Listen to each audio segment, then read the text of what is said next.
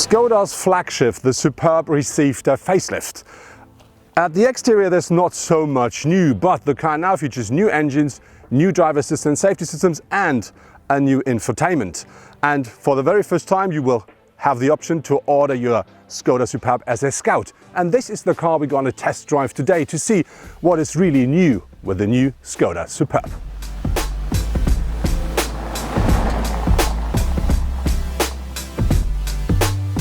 Of course, the Skoda Superb is as practical as its predecessor. So it does feature big compartments in the door. It does feature here these cup holders in the center console. It does feature a big compartment beneath the armrest, which is cooled if you want.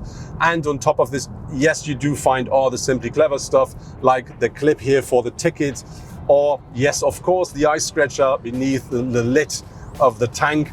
And yes, of course, as the predecessor, umbrellas in the door.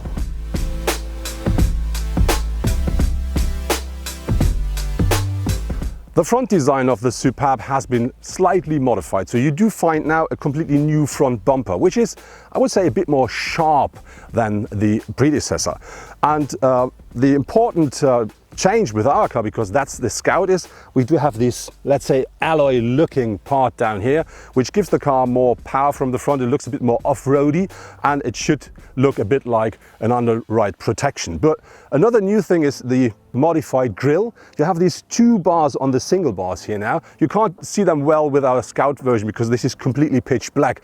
If you buy the normal, the standard car, you will have that in chrome, so that really looks completely different. Then you can really see something has happened. But I think the most important change with the Superb is you do find now all the lighting with LED technology, and very important for the very first time with Skoda, you can order your Superb with matrix LED headlamps, and that means you can drive in a pitch black night with full beam on and nobody will complain.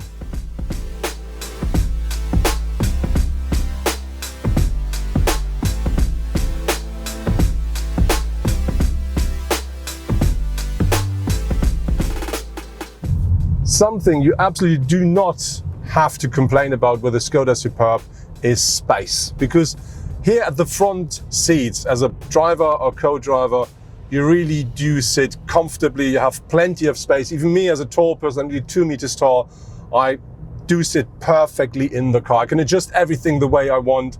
And I know, because I drove so many Superbs, that even behind me, you do really sit very comfortably. You have plenty of space left. And on top of this, you get nearly 2,000 liters of maximum boot capacity. I'm really very happy that this hasn't changed from the predecessor to the new Superb.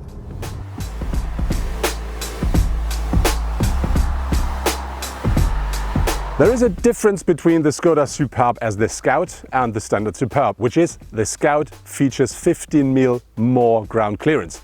You can have an, let's say, off-road package for the standard Superb, which gives you 10 mil, so the real difference you can buy with the Scout is only 5 mil at the end. But when we look at the rear of the car, the first thing you see is we do not find the Skoda logo anymore. You do now find the Skoda signature here, quite prominent, quite big. This is something we saw very first time at the, I think, Scala it was. When you look at the rest of the rear of the car, of course, the car do feature a new bumper as well, as we saw at the front. We do have this metal look here again, which is typical for the Scout. But what I really like with the new rear bumper is this detail down here, because we do not find any fake exhausts anymore. This is just something new. I really think this is a very nice piece of design with the car. And important with the Scout, with the Superb now is, the car now features LED technology with the taillights as well. But what has not changed is the boot capacity of the Skoda Superb. With the Estate, the car offers 660 liters maximum capacity with the rear seats up, and that increases up to 1,950 when you fold down the rear bench. So I think it's still best in class.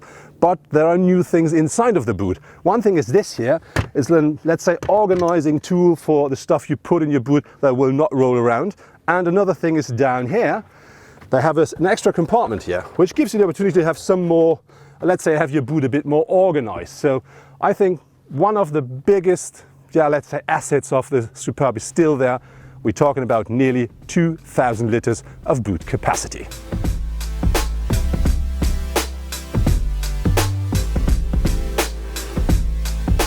The Skoda Superb Scout comes really very well equipped. So for instance, it comes as standard with a heated leather steering wheel with heated front seats and many other things more.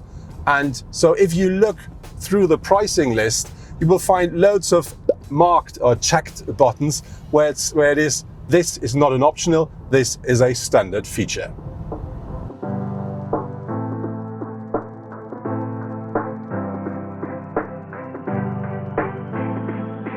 The Skoda Superb comes as standard with an 8-inch touchscreen here at the center console for the infotainment.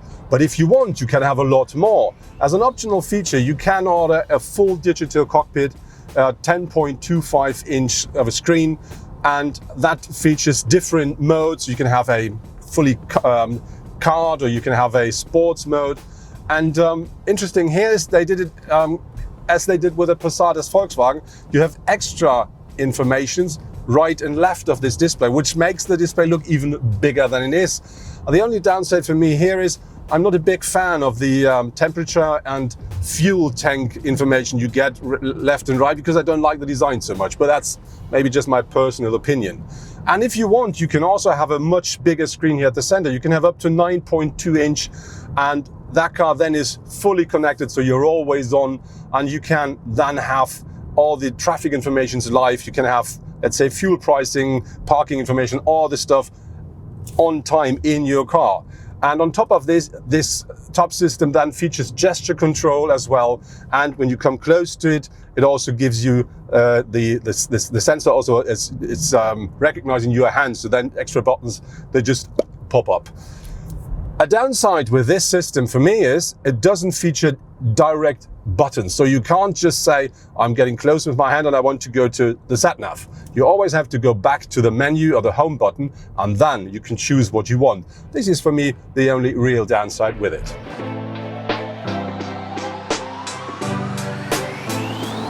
Talking about materials and craftsmanship inside of the Superb, I really have to say you have soft touch everywhere, and that really is very nicely made. On top of this, you do find with the Scout some wooden materials. It's not real wood, it's just fake, but it looks very nice. It looks a bit old-fashioned, but on the other hand, I think it matches the car quite well.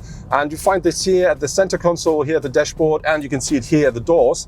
And I think, yeah, the package is really quite nice, so there's nothing to complain about, because everything you see looks good, it feels good, and you don't hear any noises from scratches or squeezes. It's all well made, and so I think there is really nothing to complain about that. One important notice is the matrix LED lights, they come as an optional feature for the Superb, but with a Scout they come as standard. When you look at the side of the car, the first thing you see, our car is dirty, and the reason for that is we use the gravel ground road to get into this beautiful area here, and this is the reason why there's so much dust in our car. But now let's talk about the facts and figures. This Superb Scout comes as standard on 18-inch alloys. Our car is featuring the 19-inch, and you have to pay extra 650 euros here in Germany. When you look at the side of the car, nothing really has changed with the new Superb, but because we do drive the Scout, we do have these claddings here at the wheel arches and at the side of the car, and you have seen the front already, and you will find something similar at the rear. And important, because this is a Scout, you will find the Scout signature here, and you have these alloy-looking rear-view mirror caps, and of course the roof rails have the same option, or same optic. When we look at the whole size of the car, the length of the car has changed only slightly. It's about 6 millimeters with the Combi version, and it's about 8 millimeters with the normal limousine. But this is only because of the new bumper. So the wheelbase and all this stuff, everything is the same. It's the same with the height and the same with the width of the car. So nothing really has changed here.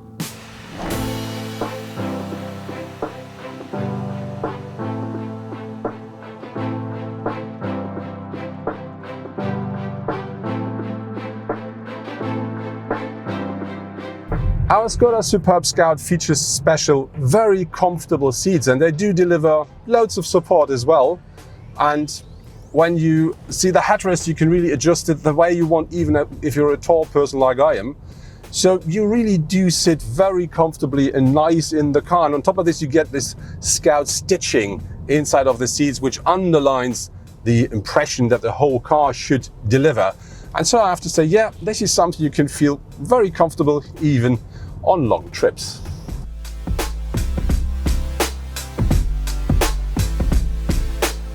There are 3 different petrol engines available for the Superb, and they deliver a power range between 150 up to 272 horsepower. And then there are 2 different diesels, both 2 liter, and they deliver 150 to 190 horsepower. Very important is, even though they are 2 liter engines, both, one is the new so-called Evo, and that one is a lot more fuel efficient, but still very powerful. And then later the year, there will be a plug-in hybrid available. That car then features a petrol engine combined with an 85 kilowatt electric motor, and so you have a system output of 212 horsepower there. Important with the car is then with this hybrid, you can drive up to 55 kilometers purely electric through the city, so very, very nice and very environmentally friendly. Regarding to gear shifting, you can have either a 6 or 7-speed DSG or a 6-speed manual gearbox, and of course the Superb is available as a front-wheel power car or like with our Scout, as an all-wheel drive car.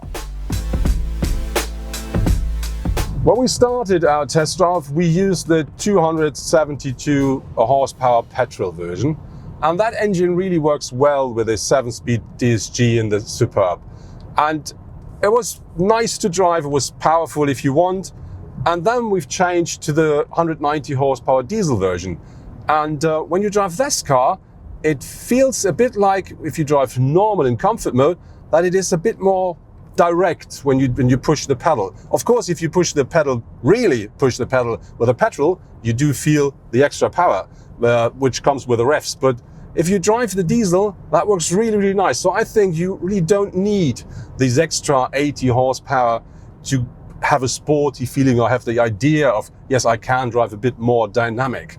But on the other hand, the petrol version is a bit more quiet. So if you drive the diesel, and especially in lower revs, you do hear a bit more of the engine, a bit more of this typical diesel noise. But I have to say both of the cars are very, very nice and quiet. But as I said, the diesel is a bit more, but both are very nice.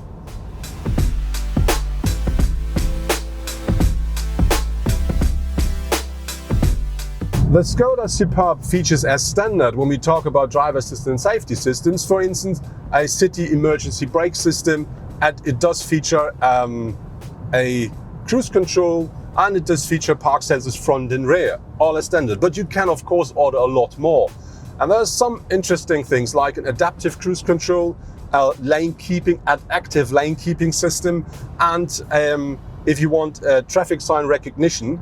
And if you want, it also offers predicted driving, which means the car then uses all its systems combined, like the front camera, the radar, the sat-nav, the lane assist, the traffic sign recognition, and so on. And then it does work completely autonomously. So that means that if you drive with the cruise control activated on the motorway, the car knows, because of the camera and the sat-nav, that there will be a speed limit, and so it will automatically reduce the speed to the limit when you reach the sign. So you will never have any problems with speeding. It will then, whenever you're allowed to drive quicker, accelerate automatically as well. The only downside here is it will only start with it after the sign. And that is something where I'm, from time to time say that's a bit too slow, the reaction. So I do overwrite it with my pedal. But it really works very nice and smooth. And important is, because it works with a sat-nav, the car also knows there will be a very tight bend, so I have to reduce the speed. There maybe is a roundabout, so I have to reduce speed. Or you just want to turn,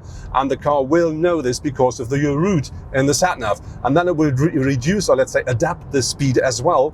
And that brings you to the point where you, for instance, did what I did. You drive a long distance on the motorway, you really don't have to use your right foot.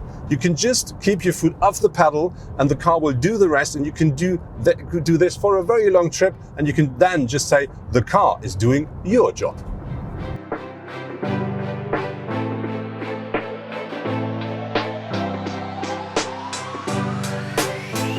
When we talk about the Superb and the combination out of steering, suspension, engine, gearbox and wheelbase, I really have to say what the car offers you is from quite sporty to extremely comfortable drive, because you can choose different drive modes, and it features still a very long wheelbase and I think quite precise steering as well. So that really is a very, very nice setup for the car if you want the car for long trips, because you really have a lot of comfort in the car. And so I have to say, this is the same as with the predecessor, a very, very nice package.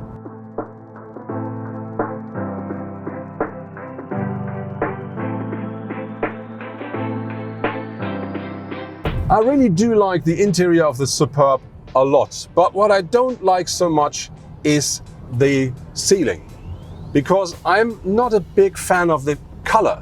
It is well made, it looks nice, but I think the color gives it an impression of being a bit, cheap. I think cheap is the word. And but you have to know, you don't need to order this. You can also have it in black. And if you order the top version of the Skoda Superb, you can order that in Alcantara as well.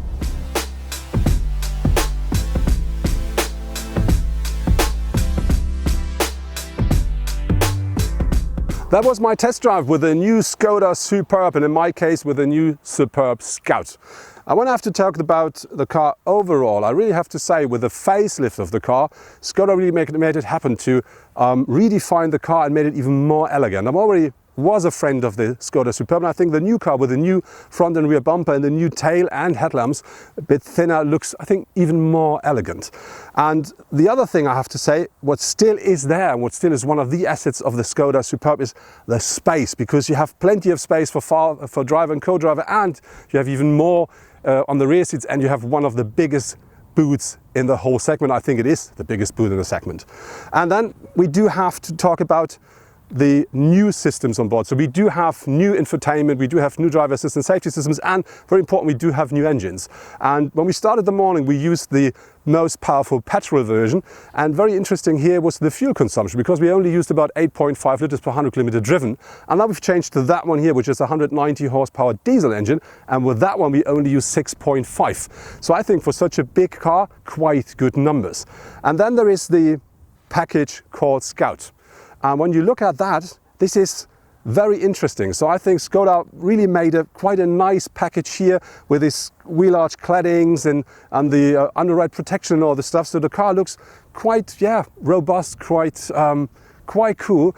And so most of the things which you will get with the Superb Scout, you can buy as an optional feature for the standard Superb as well. But the good thing here is the package is quite interesting, because the car comes very well equipped, but that comes with a price. So the basic new version of the Skoda Superb costs you in Germany about 28,800 euros.